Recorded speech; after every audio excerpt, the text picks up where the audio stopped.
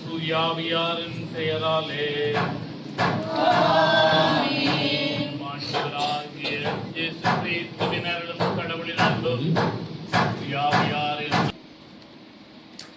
மனிதர் இழைத்த பாவத்திலிருந்து முதல் மனிதர் ஆதாம் ஏவாள் அவர்கள் கடவுளுடைய விருப்புக்கு முரணாக நடந்த பொழுது பாவம் இழைத்தார்கள் என்று சொல்லியும் அது மனுக்குலத்தை தொடர்ந்து வந்து கொண்டிருக்கிறது என்று சொல்லியும் இறைவன் அந்த வேளையிலேயே மனிதனை முழு உலகை மீட்பதற்கு தன்னுடைய குமாரனை அனுப்புவதாக வாக்களித்தார் என்று சொல்லியும் அதன் பிரகாரம் இயேசுவினுடைய பிறப்பு இந்த உலகத்திலே நிகழ்ந்தது.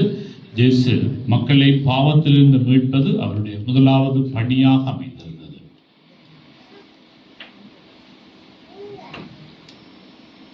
தனியாக பாவத்திலிருந்து உலகத்தை மீட்பது மாத்திரமல்ல அவருடைய பணி. மாறாக இந்த உலகம் வாழ வேண்டும் என்று சொல்லி, வாழ்வை கண்டுகொள்ள வேண்டும் என்று சொல்லி அவர் விரும்பியதாக எங்களுடைய திருவிவிலியம் வேதாகமம் சொல்லுகின்றது. அவ்வாறு இந்த உலகம் வாழ்வை கண்டுகொள்ள வேண்டும் என்று சொல்லி விரும்பியது மாத்திரமல்ல, மாறாக அந்த உலகம் வாழ்வை கண்டுகொள்வதற்குரிய வழிவகைகளை அவர் சொல்லிக் கொடுத்தார். திருவிவிலியத்திலே நாங்கள் படிக்கின்றோம், அவருடைய போதனைகளிலே மேன்மையான முதன்மையான இடங்களை வகிப்பது ஒன்று அன்பு, இரண்டாவது மன்னிப்பு, அதற்கப்பால் நீதி, சமத்துவம், சகோதரத்துவம். இந்த பண்புகள் இந்த உலகத்திலே வாழப்படுகின்ற பொழுது மனுக்குலம் இறைவனுக்கு அல்லது கடவுளுக்கு உகந்ததாக இருக்கும் என்று சொல்லி அவர் தன்னுடைய போதனையை கொடுத்தார். அவருடைய போதனையை ஏற்றுக்கொண்டவர்கள் ஒரு சாரார், அவருடைய போதனையை ஏற்றுக்கொள்ளாத இன்னொரு சாராரும் இருந்தார்கள். சகோதரத்துவம், சமத்துவம், நீதி என்கின்ற விடயங்கள் வருகின்ற பொழுது அவற்றை ஏற்றுக்கொள்ளாதவர்கள், அவற்றுக்கு முரணாக தங்களுடைய வாழ்க்கையை அமைத்துக் கொண்டவர்கள், அவர்கள் கிறிஸ்துவனுடைய போதனையை ஏற்றுக்கொள்வதற்கு மறுத்தார்கள். அவர்களுடைய அந்த மறுப்பு தான் கிறிஸ்துவை கொலைக்களத்திற்கு கொண்டு சென்றது. அவர்கள் அவரை கொலை செய்தார்கள். அவர்கள் கொலை செய்கின்ற பொழுது அவர்களுக்கு உள்ளே இருந்த எண்ணம் அல்லது அகங்காரம், ஆணவம் என்று சொல்லுவோம். கிறிஸ்துவை அவருடைய போதனையை நாங்கள் அழித்து விட்டோம், இனிமேல் அவருடைய போதனை இருக்காது என்று சொல்லி. ஆனால் அதற்கு மாறாக, முரணாக அவருடைய போதனை கீழ்த்தட்டு மக்கள், அடித்தட்டு மக்களுக்குள்ளே சென்றதனால், அவர் வாழ்ந்த காலத்திலே அந்த மக்களோடு தன்னுடைய வாழ்வை அமைத்துக் கொண்டதனால் மக்கள் அவருடைய போதனையை ஏற்றார்கள். ஏற்றுக்கொண்ட மக்கள் பல்வேறு இடங்களுக்கு சென்ற பொழுது அந்த போதனை பல்வேறு இடங்களிலும் வாழப்பட்டதனால் இன்று நாங்கள் பல்வேறு இடங்களிலும் அந்த விழாவை கொண்டாடி கொண்டிருக்கிறோம், அவருடைய பிறப்பு விழாவை கொண்டாடுகிறோம். ஆக இந்த போதனை அடித்தட்டு மக்களுக்குள்ளே சமத்துவம், சகோதரத்துவம் என்கின்ற அந்த வார்த்தைகள், அவருடைய போதனைகள் அந்த அடித்தட்டு மக்களுக்குள்ளே ஏற்றுக்கொள்ளக்கூடிய ஒன்றாக இருந்ததனால், அவர்கள் அதை ஏற்றுக்கொண்டதனால் இன்று கிறிஸ்தவம் எல்லா இடங்களிலும், குறிப்பாக அடித்தட்டு மக்கள் மத்தியிலே அது பரவலாக இருக்கின்றதை நாங்கள் பார்க்கின்றோம். ஆகவே கிறிஸ்தவனுடைய அந்த போதனை வெறுமனே போதனையாக அல்ல, மாறாக அது ஒரு வாழ்வாக மாற்றம் பெற்றது, உருப்பெற்றது. கிறிஸ்தவம் இன்று வாழப்படுகிறது. வெறுமனே அது போதனையும் மறையும் அல்ல, மாறாக அது ஒரு வாழ்க்கை முறை என்று சொல்லி நாங்கள் சொல்லுவோம். ஆகவே அந்த கிறிஸ்தவ வாழ்க்கை முறை இன்று எங்களுக்குள்ளே வாழப்பட வேண்டும் என்று சொல்லி நாங்கள் விரும்புகின்றோம். அதை இறைவனும் விரும்புகின்றார். இந்த அடிப்படையிலே, கிறிஸ்துவனுடைய போதனையினுடைய அடிப்படையிலே அன்பு, மன்னிப்பு, நீதி, சகோதரத்துவம், சமத்துவம், இதனுடைய அடிப்படையிலே இந்த போதனை வாழப்படும் என்று சொல்லி சொன்னால், இந்த உலகம் அல்லது மாந்தர்கள் ஒவ்வொருவரும் தங்களுடைய வாழ்வை மாற்றி அமைத்துக் கொள்ளுகின்ற பொழுது இறைவன் விரும்புகின்ற அந்த புது யுகம் ஒன்று உருவாகும், மலரும். அதை எல்லோரும் விரும்புகின்றார்கள். ஆனால் அதை வாழ முடியாதனால் இந்த உலகம் வேறு திசையிலே சென்று கொண்டிருக்கிறது. ஆகவே இந்த விழாவை நாங்கள் கொண்டாடுகின்ற பொழுது அவருடைய அந்த போதனைகள் வாழப்பட வேண்டும். எங்கள் மட்டிலே நாங்கள் எந்தெந்த இடங்களிலே இருக்கின்றோமோ அந்த நிலைகளிலே, அந்த போதனைகளிலே ஏதாவது ஒன்றையாவது நாங்கள் வாழ முயற்சிக்க வேண்டும், முயற்சிப்போம். அது எங்களுக்கு வாழ்வை கொடுக்கின்றதாக அமையும். கொண்டாடுவோம். இவரும் மீட்பரான இயேசுவின் ஆசீரோடு தம் வாழ்வால் பிறருக்கு மகிழ்ச்சியூட்டும் நற்செய்தியாக மாறிட வழிகாட்டும் விண்மீனாக இயேசு பாலனின் பிஞ்சு கரத்தின் வல்லமையால் வழிநடத்தப்படவும், சிறப்பாக இன்றைய நாளிலே திருப்பலி ஒப்புக்கொடுக்கும் அருட்தந்தையையும் இணைந்து கொண்ட அருட் சகோதரியையும் நிறைவாக ஆசீர்வதித்திட வேண்டும் என்று இறைவா உம்மை மன்றாடுகின்றோம்.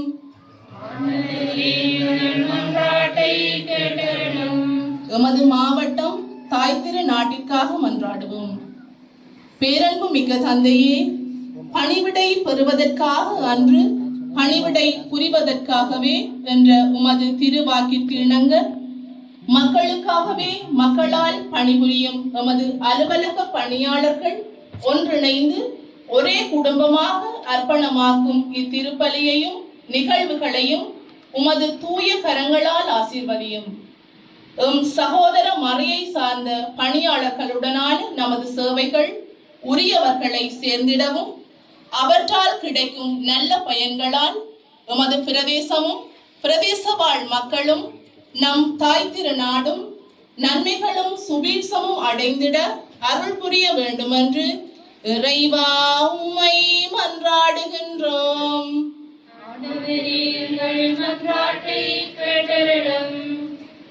அலுவலக உத்தியோகத்தர்களுக்காக மன்றாடுவோம். ஆண்டவரே, அனைத்துலக அரசரே, அலுவலகத்தில் பணியாற்றும் அலுவலர்கள் ஒவ்வொருவரதும் தனிப்பட்ட தேவைகளையும் வேண்டுதல்களையும் அறிபவர் நீரே. உத்தியோகத்தர்கள் ஒவ்வொருவரையும் அவர்களது குடும்பங்களையும் உம்பாதம் ஒப்படைக்கின்றோம். ஒவ்வொருவரதும் தேவைகளில் உமது உடனிருப்பு என்றும் தங்குவதாக. நாம் சோர்வுறும் நேரங்களில் உமது வல்லகரம் எம்மை என்றும் கரம் பிடித்து வழி நடத்துவதாக. கடந்து போகும் இவ்வாண்டிலும் எதிர்வருகின்ற புத்தாண்டிலும் நாம் ஆற்றப் போகின்ற சேவைகளும் பணிகளும் திருவிழப்படி நன்மைகளை தருவனவாக அமைந்திட அருள் புரிய வேண்டுமென்று இறைவா உம்மை மன்றாடுகின்றோம்.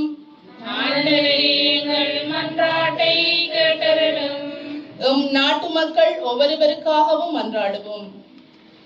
எங்கள் வாழ்வின் மீட்பராக உமது மகனை எமக்கு தந்தவரே, குழந்தை இயேசுவின் பிறப்பினை மகிழ்வோடு கொண்டாடும் இந்நாளிலே பல்வேறு நவீன கலாசார மோகங்களில் அடிபட்டு கிடக்கும் எங்கள் வாழ்வானது பாவங்களிலிருந்து மீட்கப்படவும், கொடிய நோய், பாரிய விலையேற்றம், பொருள் தட்டுப்பாடு, வேலை வாய்ப்பின்மை என்பன அகன்றிடவும், நோயற்றோர் நலம் பெறவும், இறந்தோர் மீட்பு பெறவும், வறுமை, கடன் தொல்லைகள், வேலை வாய்ப்பின்மையால் தத்தளிப்போர் அதிலிருந்து மீண்டிடவும், நல்லதொரு பாதையில் நாடு பயணிக்கவும், நாட்டை ஆளுவோர் மக்கள் நலனை கருத்தில் கொண்டு வழி நடத்திடவும், இன்றைய கிறிஸ்துமஸ் விழா எங்களுக்கு மீட்பின் விழாவாக அமைய அருள் தர வேண்டும் என்று இறைவா உம்மை மன்றாடுகின்றோம்.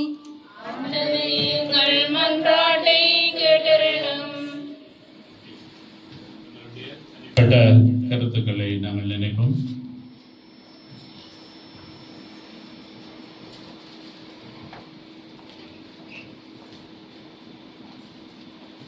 செயலகத்தினால் செய்யப்படுகின்ற எல்லா நல்ல காரியங்களுக்காகவும் நன்றி கூறிக்கொண்டு தொடர்ந்தும் புத்தாண்டிலே புதிய உத்வேகத்தோடு பணியாற்ற வேண்டிய வல்லமையையும் ஞானத்தையும் தர வேண்டும் என்று சொல்லி வேண்டுமோ. எங்களுடைய மாவட்டத்திலே பல்வேறு நிலைகளிலே கஷ்டப்படுகின்ற துன்பப்படுகின்ற மக்களை, குறிப்பாக பல்வேறு அழுத்தங்களுக்கு உள்ளாகி துன்புறுகின்ற மக்களை நினைத்து அனர்த்தங்கள் முடிவுக்கு வர மக்களுடைய வாழ்வு வளம் வர வேண்டும் என்று சொல்லி வேண்டுவோம். மிக்க அறிவா பிள்ளைகள் நாங்கள் நம்பிக்கையோடும் பாசத்தோடும் எங்களுடைய வேண்டுதல்களை சொல்லி இருக்கின்றோம். வார்த்தையிலே சொல்ல முடியாத தேவைகள், இயக்கங்கள், ஆசைகள் பல எங்களுடைய உள்ளங்களிலே உள்ளன. அனைத்தையும் அறிகின்ற நல்ல தந்தை ஆகிய நீர் உம்முடைய திருவிழப்படி எங்களுடைய தேவைகளை பூர்த்தி செய்ய எங்கள் ஆண்டவர் கிறிஸ்து வழியாக உம்மை மன்றாடுகின்றோம். ஆமென்.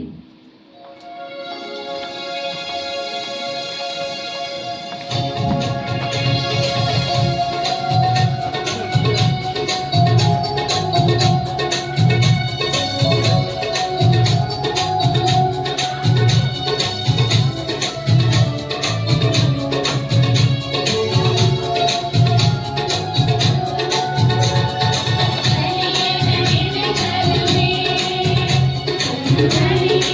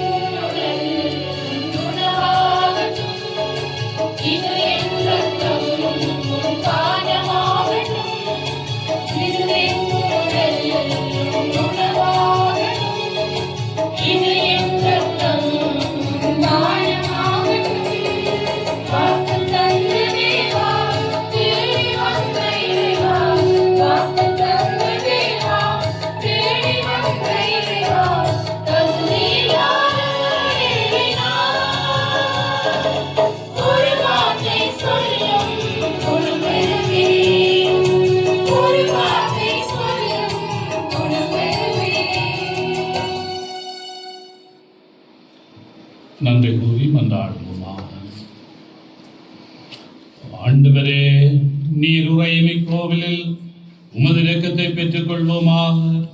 வரவிருக்கும் எங்கள் மீட்பின் கொண்டாட்டங்களை நாங்கள் தகுந்த வணக்கத்துடன் எதிர்நோக்கி செல்வோமாக. எங்கள் ஆண்டவராகிய கிறிஸ்து வழியாக உம்மை மன்றாடுகின்றோம். ஆண்டவர் உங்களோடு இருப்பாராக. எல்லாம் வல்ல இறைவன் தந்தை மகன் தூயாவியார் ஆசி உங்கள் மீது இறங்கி உங்களோடு என்றும் தங்குவதாக. கிறிஸ்துவின் அன்பிலும் சமாதானத்திலும் சென்று வாழுவோம்.